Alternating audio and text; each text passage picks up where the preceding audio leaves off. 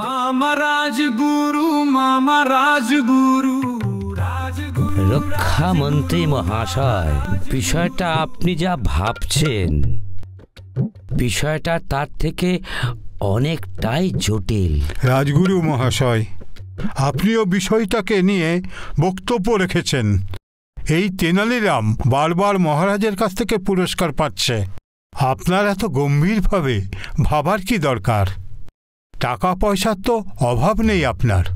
আপনি বুঝতে পারছেন না যেটা আমার মনের ভেতরে ঘুরছে। আপনার মনের কথা আপনিই বলুন রাজগুরু মহাশয়।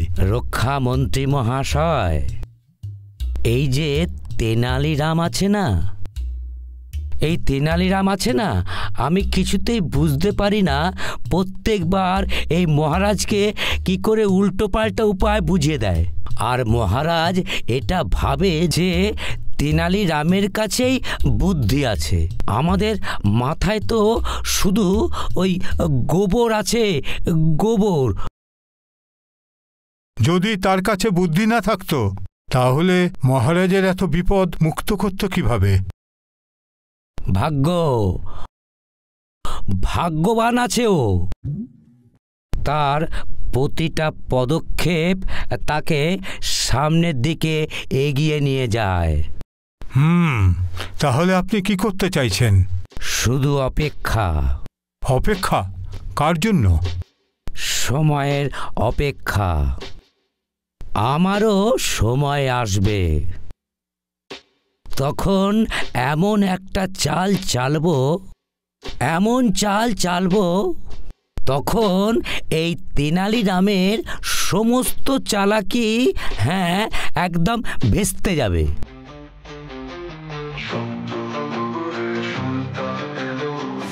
এলো রে এলো সুলতান হারাল, এলো রে এলো, এলো রে এলো শত্রুর নগরের সুলতান এলো।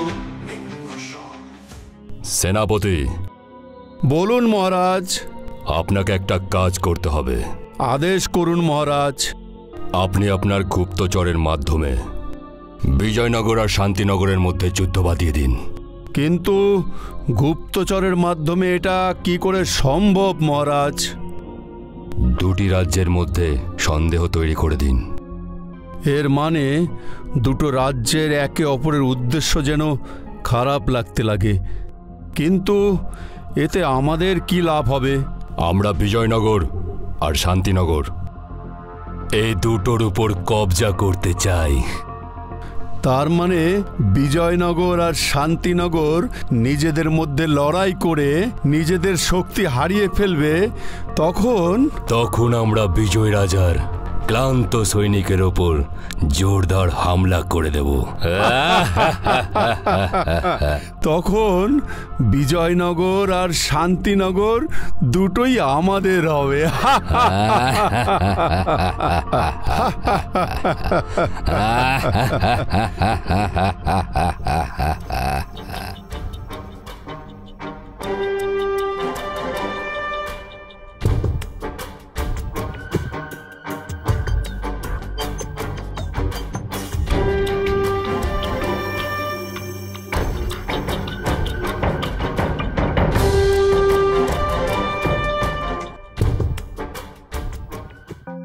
রাজগুরু মহাশয়, আদেশ করুন মহারাজ।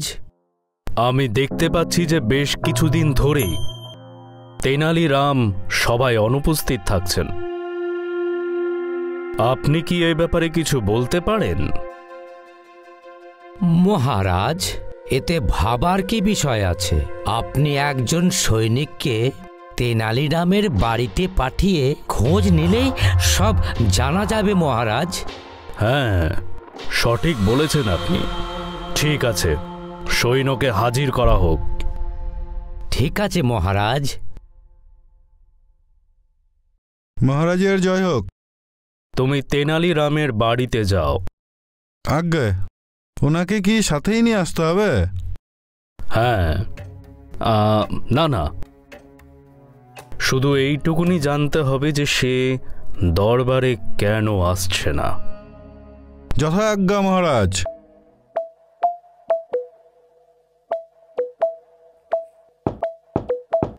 তেনালিরামজি,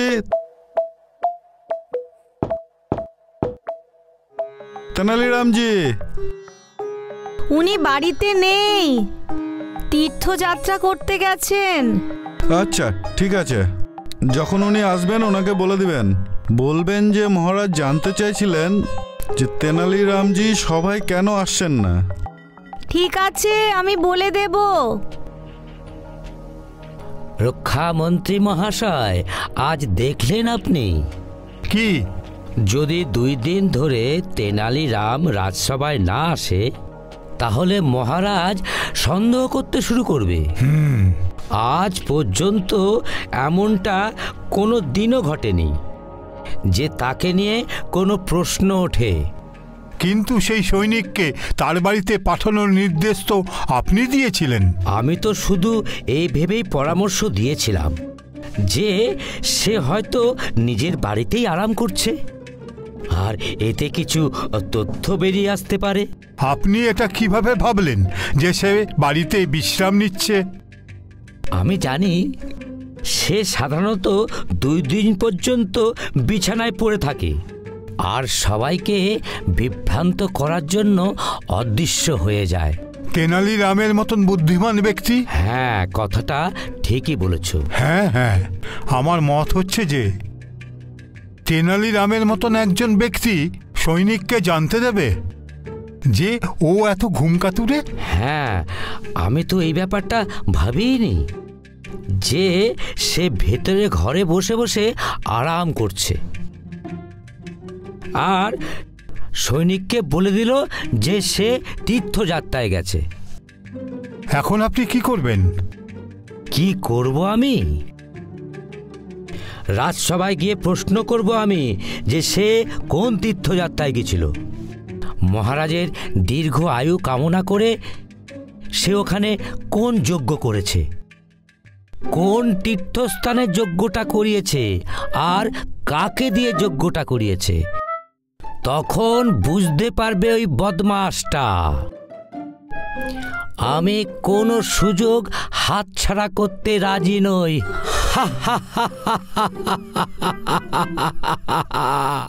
এলো রে এলো, এলো রে এলো, শত্রুনগরের সুলতান এলো। চক্রান্ত আর ভণ্ডামি আনলো, ইচ্ছে তার প্রবল, না হুঙ্কার না এলো দো। এলো রে এলো, শত্রুনগরের সুলতান এলো। সেনাপতি, কি খবর? কে হয়েছে সেনাপতি মহাশয়? আপনি চুপ কেন? তেনালিরাম। তেনালিরাম কে উনি? মহারাজ, সে একজন এমন ব্যক্তি যিনি আমাদের পরিকল্পনাকে ব্যাহত করতে পারে। আচ্ছা, তাহলে তিনি কি সৈনিক? আজ্ঞে না হুজুর, সে বিজয়নগরের একজন সভাসদ। আপনি কি উনাকে দেখে ভয় পাচ্ছেন? মহারাজ, তলোয়ার দেখে ভয় হয় না, তবে সব চালাক চতুর মানুষদের থেকেই ভয়। আমি তোমার কথা বুঝতে পারছি না। বিশেষ করে তাকে,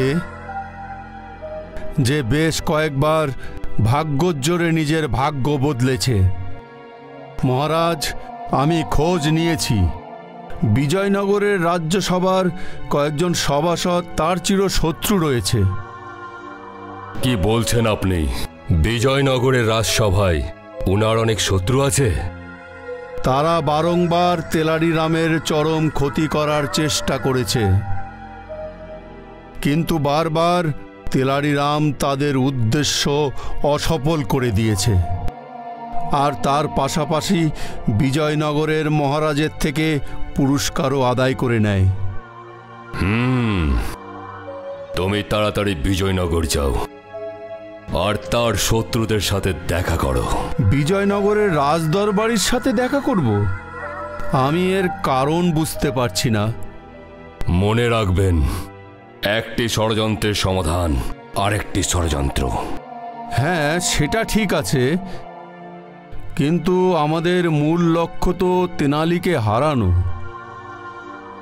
হ্যাঁ, আর এর রাস্তা তেনালিরামের শত্রু আপনাকে নিজেই জানাবে, না হলে আপনি ওকে বলবেন, কারণ তেনালি ওদেরও শত্রু আর আমাদেরও। যখন আমরা দুজন মিলে চিন্তা করব তখন সঠিক পথ বেরিয়ে আসবে। তুমি আজই বিজয়নগরের দিকে বেরিয়ে পড়ো। আগে ঠিক আছে মহারাজ।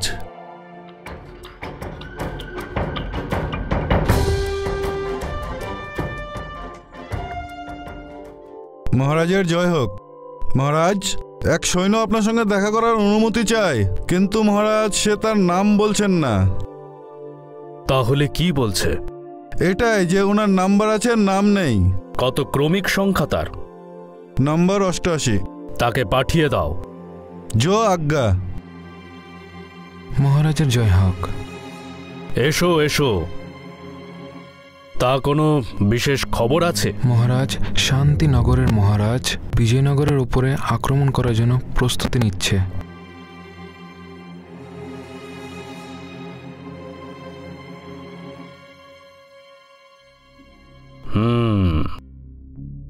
ঠিক আছে, তুমি শান্তিনগরের সেনা এলাকার আশেপাশেই থাকো।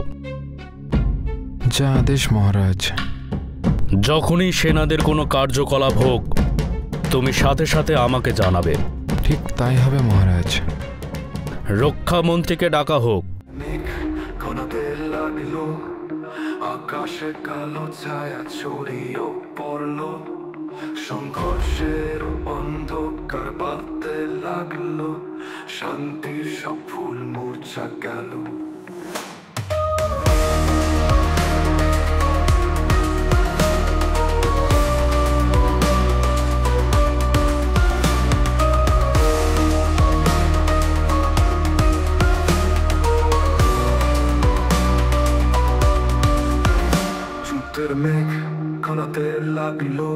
বলুন মহারাজ, আমি অভ্যন্তরীণ নিরাপত্তার জন্য আমার সেনা আর দরবারের সব বিশেষ লোকদের উপর নজর রাখার জন্য বিশেষ গোয়েন্দাদের নির্দেশ দিচ্ছি। হ্যাঁ, আর দেখবেন কোন উঁচু পদে বসে থাকা লোক কার সাথে দেখা করছে। হ্যাঁ মহারাজ, এটি খুব জরুরি, কারণ অভ্যন্তরীণ সহায়তা ছাড়া বাইরের কারোর জন্য আক্রমণের কথাটা ভাবাটাও মুশকিল। আমাদের এটা মনে রাখতে হবে যে বিশ্বাসঘাতকেরা প্রতিটা যুগে আর প্রতিটা রাজ্যেই থাকে। ব্যাস, শুধু সাবধান থাকতে হবে। আর হ্যাঁ, আর একটা কথা। সেটা কি মহারাজ? এই সংবাদের সত্যতা বিচার করে নেওয়া হোক। এই খবরটা কোথাও ভুল নয় তো? তবে ঠিক আছে মহারাজ। আর সেনাবাহিনীকে তাড়াতাড়ি যুদ্ধের জন্য তৈরি থাকতে বলা হোক। এমনটাই হবে মহারাজ। আকাশে কালো ছায়া ছড়িয়ে পড়ল, সংঘর্ষের অন্ধকার বাড়তে লাগলো, শান্তির সব ফুল মূর্ছা গেল।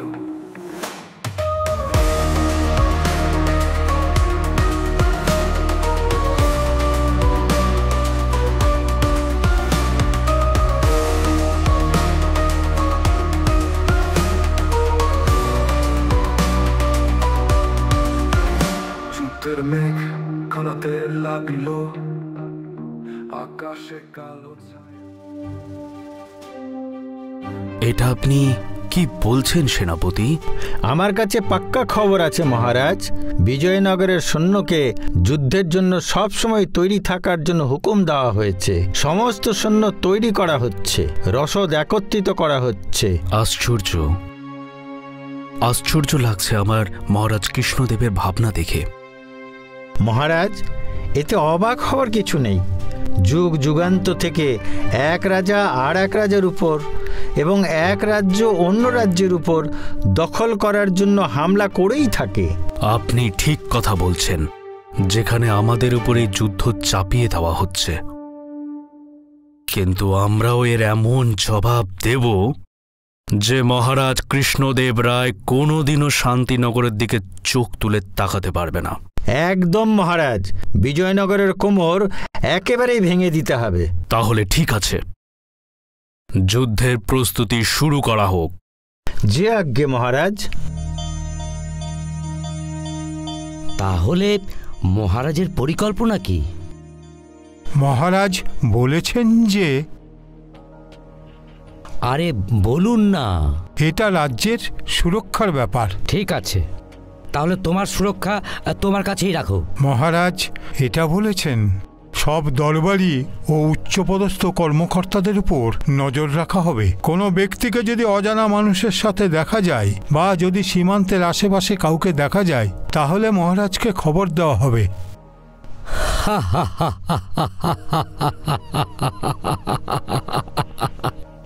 পেয়ে গেছি সুযোগ, যে সুযোগের অপেক্ষায় ছিলাম।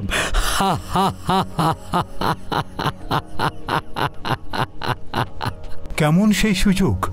কাল দেখবেন রাজ দরবারে সুযোগের সদ্ব্যবহার করা কাকে বলে। হ্যাঁ,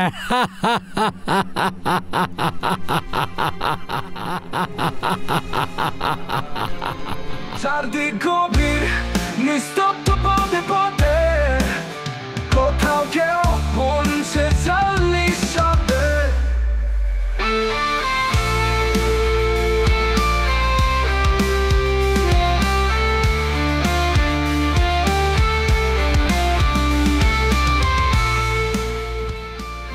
তাহলে কি আপনি এই খবরের সত্যতা বিচার করে নিয়েছেন যে শান্তিনগরের সেনা বিজয়নগরে হামলা করার জন্য তৈরি হয়ে গেছে?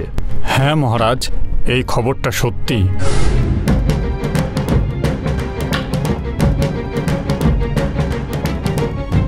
তাহলে আমাদেরও প্রস্তুতি শুরু করে দিতে হবে।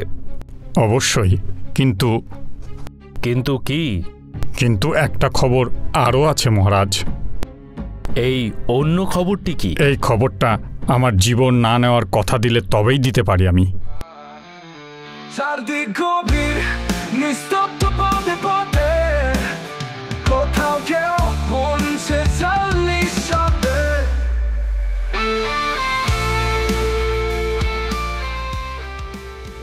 প্রাণ ভিক্ষার আবেদনের পরে এই কথা বলতে পারবেন? এমন কি খবর আছে? কারণ এইটার সাথে আপনার একটা পছন্দের দরবারি জড়িয়ে আছে। যদি এমনই হয় তাহলে আপনি এই মুহূর্তেই বলুন। রাজ্যের প্রশ্ন উঠলে কেউ আপন হয় না।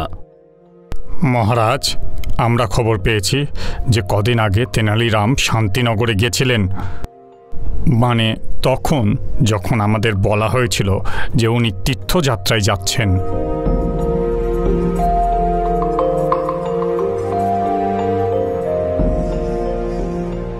তাহলে তেনালিরাম কি শান্তিনগরের মহারাজের সাথে হাত মিলিয়েছে?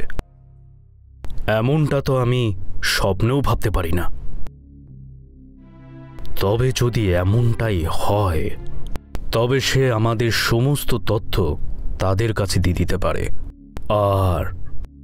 আর সব সৈনিক, মহারাজের জয় হোক। তুমি এখনই তেনালিরামের বাড়ি যাও আর ওকে যত সম্ভব তাড়াতাড়ি তোমার সাথে এই রাজ দরবারে হাজির করো। যথা আজ্ঞা মহারাজ।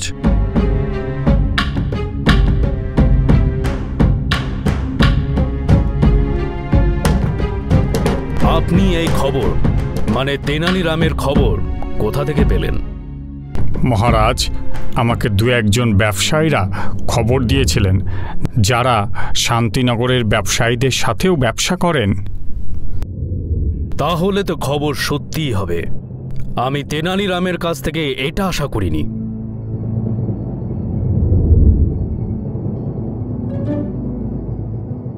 তেনালিরামজি, তেনালিরামজি, থামো ভাই, আসছি। তেনালিরামজি, আপনাকে মহারাজ এখনই ডাকছেন। এখনই? হ্যাঁ। আজ আবার কি হলো? মহারাজ আবার আমাকে এইভাবে ডেকে পাঠালেন। অবশ্যই কোনো বিশেষ কথা আছে। রাজগুরু মহাশয় আবার নতুন কোনো ষড়যন্ত্র আঁটলেন না তো? চলো দেখেই আসি, চলুন। Taka